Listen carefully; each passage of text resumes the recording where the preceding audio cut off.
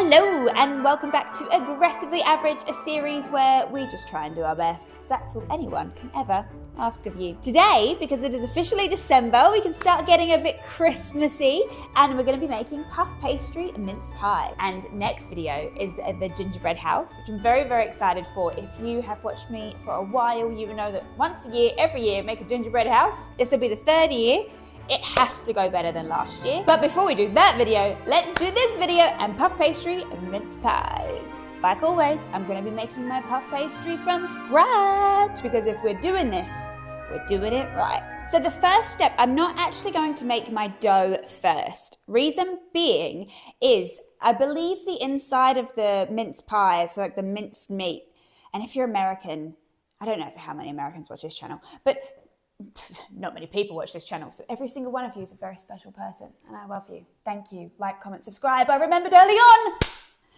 Anyway, in order to do the mincemeat filling, I do believe it needs to soak for a while before I put them in, so I'm going to make that first. So for the mincemeat filling, I need 250 grams of raisins, 375 grams of currants, and 85 grams of chopped mixed peel. Now those things were all surprisingly expensive on their own, so what I have done instead, my Coles had a bag of this, and it's all of that mixed in. It's sultanas, raisins, currants, and candied peel. Fantastic. So I'm going to get 710 grams of this. Then I need to add in the juice of half a lemon, but I might do just a whole lemon because, you know, you can never get a ton of juice out of these.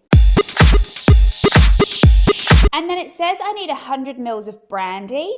I want to make a non-alcoholic version. So I did read somewhere that you could use black tea, strongly brewed black tea, which I thought was very interesting. So I'm going to try it. And then I'm just going to mix this all up.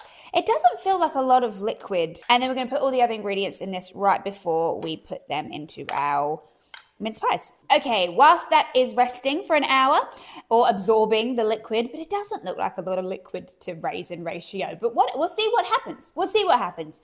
Now I can move on to making my puff pastry.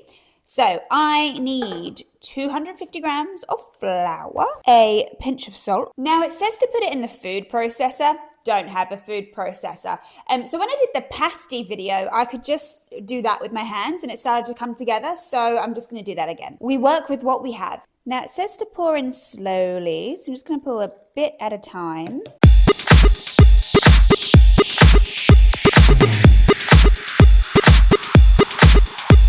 This is actually quite difficult.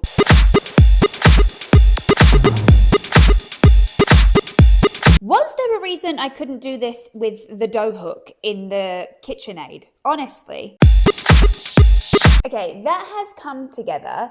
It is a bit lumpy, but I don't know if that's like okay, and that's normal at this stage and it doesn't really matter, or whether to keep working it. It says till it comes together, but it does also say to do it in a food processor. So I'm picking and choosing what parts of these recipes I want to listen to. I admit that. I think that's what we're going to go with. I am going to cover this in cling wrap and put it in the fridge for 20 minutes. Alrighty, so that has been chilling in the fridge for the last 20 minutes. Now I've got to roll it out to a 25 centimeter circle.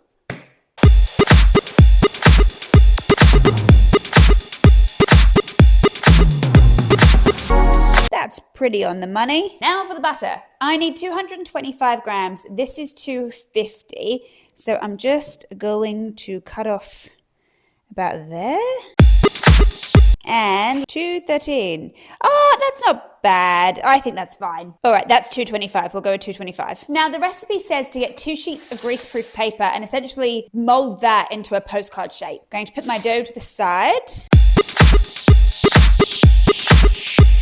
I like how in the recipe they told me to make a 25 centimeter circle, but then they just said postcard shape for the butter. I think that's kind of a postcard. Okay, so now I just need to put this in here and then fold.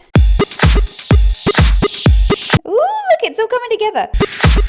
Okay, so then I need to roll this out. Okay, and now I need to roll this into thirds. And do that again. And do that again. I've lost count of how many rolls I've done. So I'm just gonna do one more. And then that's our dough. So I'm gonna wrap this up in the paper, and that now goes in the fridge for 20 minutes. Okay, so that has been chilling in the fridge for 20 minutes, and I've just realized I've got to roll it all out again. So let's do that.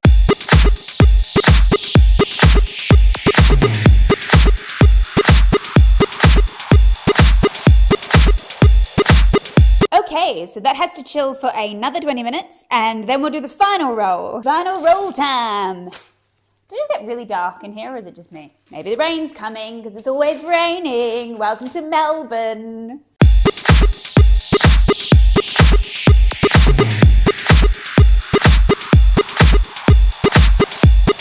Okay, that is my finished dough. So I'm gonna put that back in the fridge, and then I'm gonna get on with finishing off the mincemeat to go inside of the mince pies. Back to this. I think I did this wrong. I think I was maybe meant to submerge all of the raisins for an hour. Yeah, I think I just misread it because it said soak in the brandy. But I read that as like use the brandy amount that's in the recipe to soak them. And I was like, that doesn't make any sense. Barely any of them are covered. So I'm just going to skip that step because I'm not doing it again. But I do think I need a bigger bowl. So, but it says soak in the brandy until they like absorb. Even the ones at the bottom that were in well, I use tea, not brandy, but they were in the tea and the lemon juice. They didn't absorb. They didn't like get any plumper. Anyway, doesn't matter. So this was really interesting. I have to have in 300 grams of suet. This is suet, I hope I'm saying that right, suet mix. I've never even heard of this before. I don't even know what it is. It's interesting. So it's like a flour, okay. I need the zest of 1 lemon.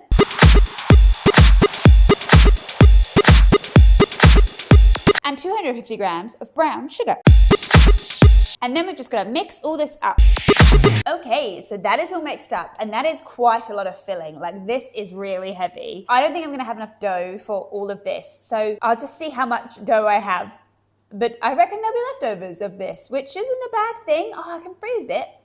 I make more closer to Christmas. Now we're at the fun stage, which is assembly. And I don't know whether to assemble my puff pastry mince pies in a tin like this or kind of plain tray. So I might do some in here and some in here and just see what comes out better. Don't know. So I'm just going to roll this out. I have absolutely zero idea how many folds are in this dough because I lost count. So I also have these cookie cutters, which I'm going to use to cut them out. And I might do the puff pastries in the muffin tin. I might use casings. At least I'll use casings on a couple, see how they come out. Maybe 1 or 2 I won't use a casing. We're just gonna see. We're just gonna have fun and experiment.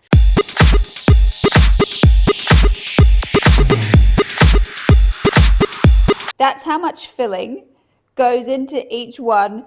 And that's how much filling I have. Some can freeze. Okay, so I also want to try another way where I just pop them in. And what I want to try is, like, you take this, and then I have that in my hand, and then I get my little amount of filling, and I get another one, and I just pop that, and then I, like, pinch, making this up as I go along, and then, like, roll it into a ball, I guess, is where I'm going with that. And then I'm hoping that puffs up. So, boom. But then I just feel like it's going to stick. Okay, I am going to put this in just to make sure they don't stick.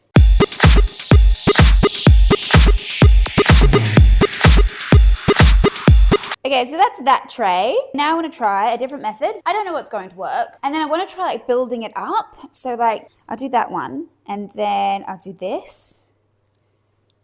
Wait, no. Yes, I'll do this. Oh, but then that's a bit thin.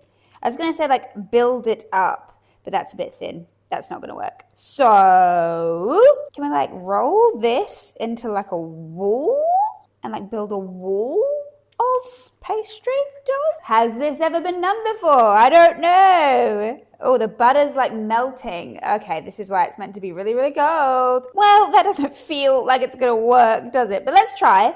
Let's try. I quite like that idea. So like look at it from the side. So like it's a little bit taller. I like the idea. I'm going to keep trying that.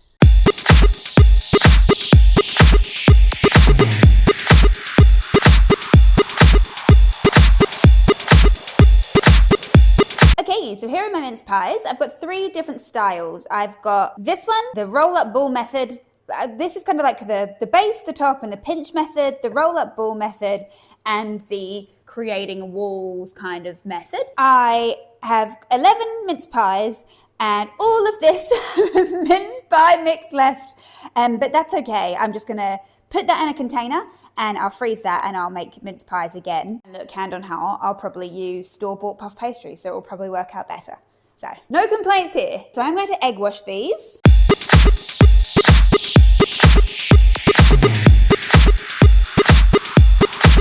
And then final touch, I just want to sprinkle some sugar on top.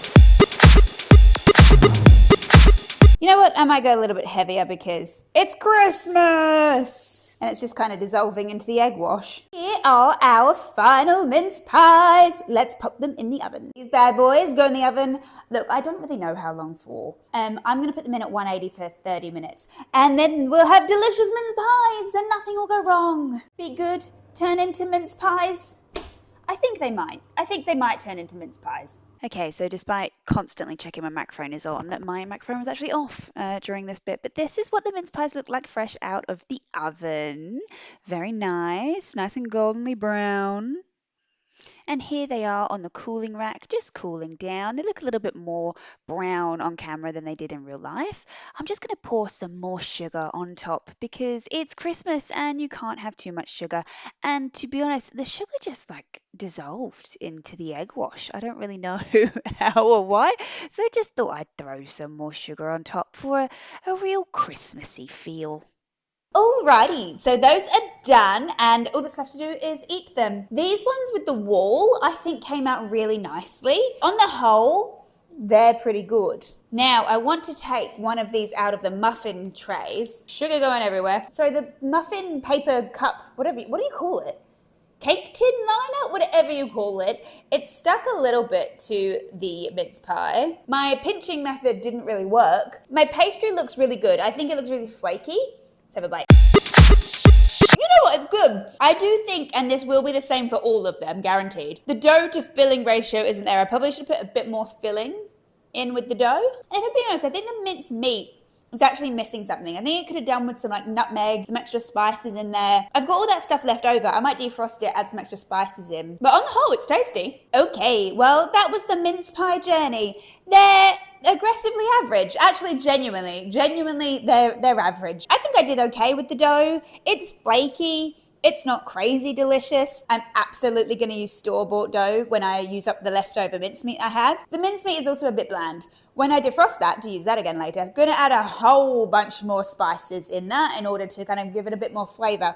So the recipes I chose, I did choose because they were easy and they weren't amazing recipes, but that's okay. Overall, aggressively average job. Ooh, I cannot wait for 2 weeks for the video of the gingerbread house. I'm so excited to make it. It better be good. See you then. Bye.